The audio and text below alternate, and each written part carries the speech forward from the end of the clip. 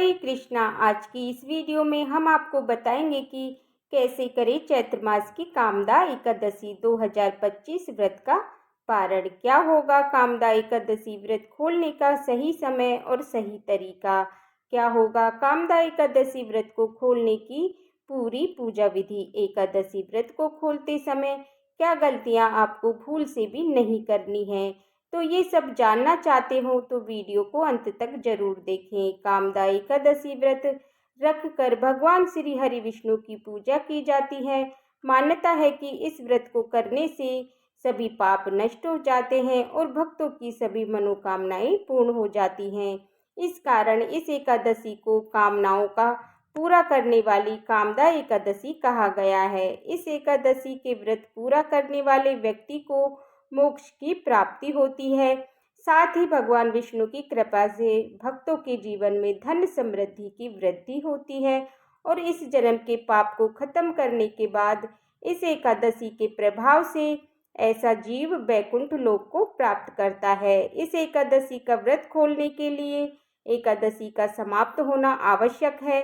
इस बार कामदा एकादशी समाप्त होने पर कामदा एकादशी समाप्त होगी रात 9:12 तक, मतलब एकादशी की तिथि खत्म होने पर ही आपको एकादशी व्रत नहीं खोलना है, क्योंकि नियम के अनुसार एकादशी शुभ होने वाले हरिवासर के समय में भी एकादशी व्रत बिल्कुल नहीं खोलना चाहिए। इस बार एकादशी के बाद शुरू होने वाले हरिवासर का समय समाप्त होने वाले समय में भी एकादशी का व्रत बिल्कुल नहीं खोलना चाहिए। इस बार एकादशी बाद शुरू होने वाले हरिवासर का समय समाप्त होने पर 8 अप्रैल 2025 मंगलवार को रात 2 बजे तक, यानी इस समय तक भी आपको अपना कामदा एकादशी का व्रत नहीं खोलना है।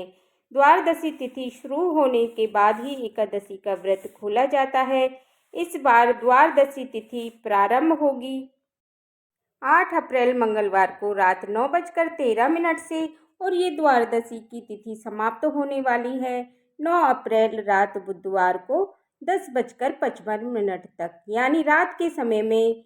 आइए अब जानते हैं 9 अप्रैल को द्वादशी के दिन पड़ने वाली सभी शुभ और अशुभ मुहूर्तों के बारे में, ताकि आपकी किसी गलत मुहूर्त में अपना कामदा एकादशी का व्रत ना खोले।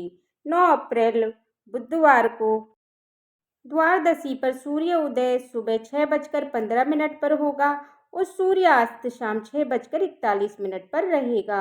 इस बार प्रातः मुहूर्त सुबह 4:38 से सुबह 5:26 पर होगा। इस दिन द्वादशी की प्रातःकाल की पूजा आप सुबह 4:54 से सुबह 6:02 के बीच में कर सकते हैं और अमृत काल इस दिन शाम 7:35 पर रात 9:19 तक रहेगा। आइए अब जानते हैं 9 अप्रैल को द्वादशी पड़ने वाले अशुभ राहु काल के बारे में, क्योंकि राहु काल के समय में भी आपको कामदा एकादशी व्रत नहीं खोलना चाहिए, वरना आपका व्रत असफल हो जाता है। 9 अप्रैल 2025 बुधवार को द्वादशी के दिन राहु काल दोपहर 12 बजे से दोपहर 1:30 बजे तक रहने वाला है।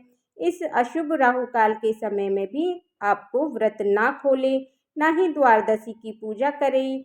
आइए अब जानते हैं 9 अप्रैल को द्वादशी के व्रत खोलने के सबसे शुभ और सही समय के बारे में। कामदा एकादशी व्रत खोलने का सबसे शुभ मुहूर्त 9 अप्रैल 2025 बुधवार को सुबह 6:15 से सुबह 9:35 के बीच में। इसी तय मुहूर्त में इस कामदा एकादशी व्रत खोलने से आपको कामदा एकादशी व्रत करने का संपूर्ण फल और श्री हरि विष्णु की संपूर्ण कृपा प्राप्त होगी। आइए अब जानते हैं कामदा एकादशी व्रत खोलने की यानी द्वादशी पर यानी कामदा एकादशी का पारण करने की पूजा विधि। एकादशी व्रत का पारण करने से पहले ध्यान रखें कि मुहूर्त के हिसाब से एकादशी तिथि शुरू हो चुकी होगी। अगर द्वादशी तिथि सूर्योदय से पहले ही समाप्त हो गई हो तो एकादशी का व्रत का पारण सूर्योदय के बाद करें।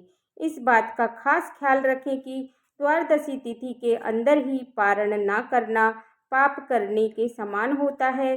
ये द्वादशी तिथि के शुभ मुहूर्त के अंदर अंदर ही एकादशी व्रत का पारण ना करें, तभी आपको एकादशी व्रत का पुण्य मिलेगा, अन्यथा आपको एकादशी का व्रत का अमान्य नहीं होगा। एकादशी का व्रत का पारण का समय सुबह यानी प्रातःकाल का ही होता है। व्रत करने वाले श्रद्धालुओं को मध्याह्न यानी शाम के दौरान व्रत को तोड़ने से बचना चाहिए। अगर कोई किसी कारण से कोई प्रातःकाल में पारण नहीं कर पाया है तो उसे फिर मध्याह्न यानी शाम के बाद ही एकादशी व्रत का पारण करना चाहिए। एकादशी के अगले दिन सुबह जल्दी उठकर स्नान करें और तुलसी देवी को जल अर्पित करें, क्योंकि गर्मी के समय में पूरे दिन के बिना जल के रहने में से तुलसी देवी सूख सकती हैं। एकादशी की 2 तिथियों पर तुलसी देवी को जल नहीं दिया जाता, इसलिए द्वादशी तिथि पर सबसे पहले तुलसी देवी को जल देना आवश्यक है। फिर तुलसी महारानी को फूल चढ़ाएं, फिर उनकी आरती करें। आरती करने के बाद उनकी 7 बार परिक्रमा करें और फिर तुलसी परिक्रमा करने वाले मनुष्य को कभी भी यमराज के दर्शन।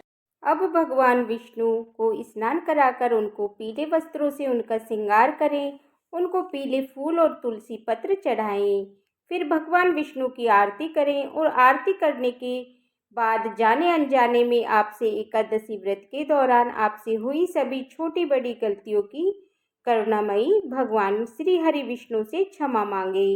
भगवान विष्णु क्षमा करते हुए मांगते ये मंत्र बोलते हुए, आवानम ना जानम ना जानामि विसर्जनम पूजा चव न जानामि क्षमास्व परमेश्वर मंत्रहीनम क्रियाहीनम भक्तिहीनम जनार्दन या यल्प पूजित मया देवा परिपूर्ण तदस्तु में। इस मंत्र को अपनी पूजा खत्म होने के बाद आपको 7 बार बोलना चाहिए।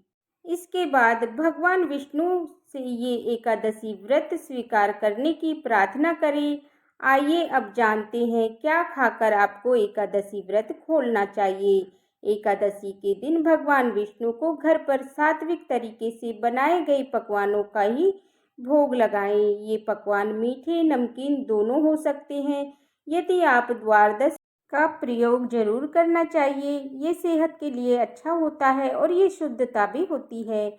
आंवले के पेड़ पर भगवान विष्णु हरि का वास होता है, इस कारण एकादशी व्रत में आंवले के पेड़ का विशेष महत्व माना गया है। खोलने का नियम, एकादशी व्रत का पारण करने के दौरान आप आंवला भी खा सकते हैं। आंवला खाकर एकादशी व्रत खोलना भी बहुत शुभ होगा। इससे आपको अखंड सौभाग्य, निरोगी शरीर और संतान सुख की प्राप्ति होगी। आप द्वादशी के दिन एकादशी व्रत खोलने के लिए कोई भी सात्विक भोजन बनाएं और उसे वो भगवान श्री हरि विष्णु को चढ़ाए गए तुलसी के पत्ते को पानी के साथ लेकर भी अपना व्रत खोलें। पर ये ध्यान रखें कि एकादशी व्रत का पारण किसी भी मीठी चीज़ से भी किया जा सकता है। आप व्रत के पारण के दिन श्री हरि विष्णु को भोग में मिठाई, मौसमी फल भी चढ़ा सकते हैं। पारण के भोजन में सेम की सब्जी खाने का भी विशेष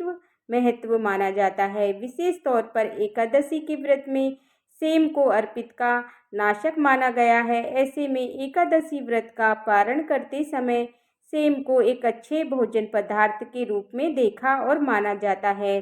पारण के दौरान आप सूखे मेवे जैसे कि बादाम, पिस्ता, अखरोट, ड्राई फ्रूट, किशमिश खा सकते हैं। इसके अलावा दूध और दूध से बनी मिठाइयाँ की चीज़ें भी एकादशी के व्रत में पारण में खाई जा सकती हैं। ऐसी और ज़रूरी जानकारी कथाओं के लिए हमारे चैनल को अवश्य सब्सक्राइब करें। अगर आपको ये वीडियो अच्छा लगा हो तो मेरे वीडियो को लाइक करें और चैनल को सब्सक्राइब करें और बेल आइकन बटन को प्रेस करें, जिससे कि आने वाली वीडियोज़ का नोटिफिकेशन आप सभी को समय पर मिल जाए। देखने के लिए बहुत बहुत धन्यवाद।